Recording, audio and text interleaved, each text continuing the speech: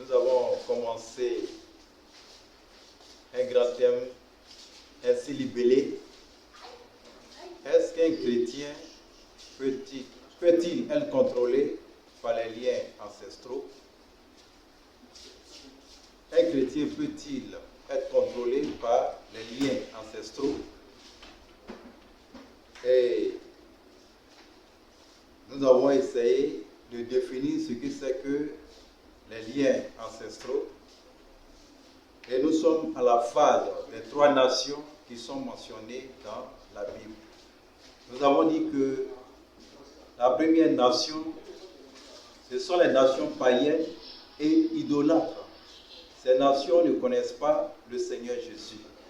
Ils adorent leurs idoles, ils adorent des faux dieux.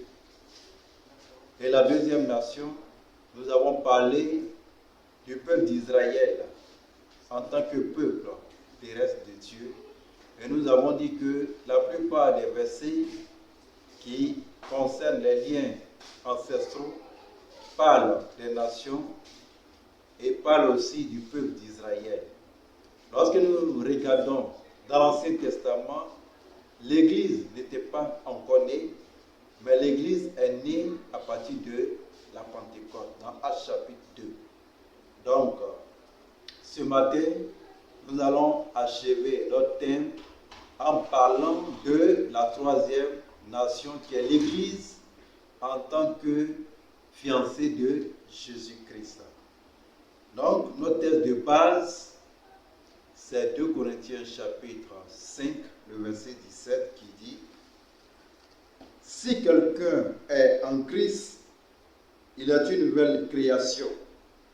Les choses anciennes sont passées, voici toutes choses sont devenues nouvelles. Le chrétien qui a véritablement donné sa vie à Jésus n'a rien à voir avec les liens ancestraux. Les liens ancestraux concernent ceux qui ne connaissent pas Jésus. Des personnes à qui des paroles de malédiction ont été prononcées. Qu'est-ce qu'une parole de malédiction? Une parole de malédiction, ce sont des paroles négatives qui ont été prononcées sur la vie d'une personne, sur la vie d'un village, disant que personne dans ce village ne doit se marier, personne dans ce village ne doit travailler. Donc ce sont des paroles de malédiction qui sont accompagnées d'envoûtement. Le chrétien est béni en Jésus-Christ. Le chrétien n'est pas maudit, mais plutôt il est béni. Donc ce matin, celui qui a véritablement donné sa vie à Jésus est béni en Jésus-Christ. Dans Éphésiens chapitre 1, le verset 3, il est dit que nous avons été bénis de toutes sortes de bénédictions dans les lieux célestes en Jésus-Christ. Donc la malédiction qui concerne les liens ancestraux concerne les païens, concerne ceux qui ne connaissent pas Jésus. Mais pour celui qui a Jésus, la Bible nous dit dans 2 Corinthiens 5, 17 que premièrement, il devient une nouvelle créature. Cela fait allusion à notre nouvelle position en Jésus-Christ. Et deuxièmement, les choses anciennes sont passées. Il est question de notre condition. Ce qu'on était en tant que païen avant de venir à Christ. Les liens ancestraux contrôlaient notre vie en tant que païen, mais maintenant que nous sommes à Christ, nous sommes devenus enfants de Dieu. La Bible nous dit que ces choses anciennes sont passées. Et voici, toutes choses sont devenues nouvelles. Nouvelles en Jésus-Christ, nous avons une nouvelle mentalité.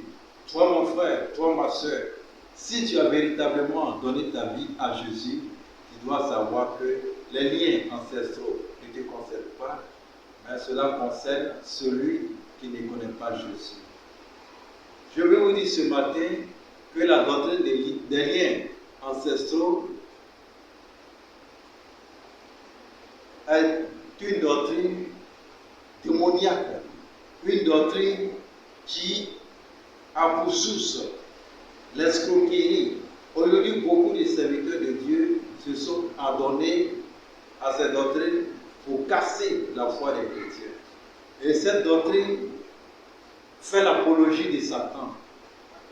Elle glorifie Satan, mais elle ne glorifie pas le Seigneur Jésus.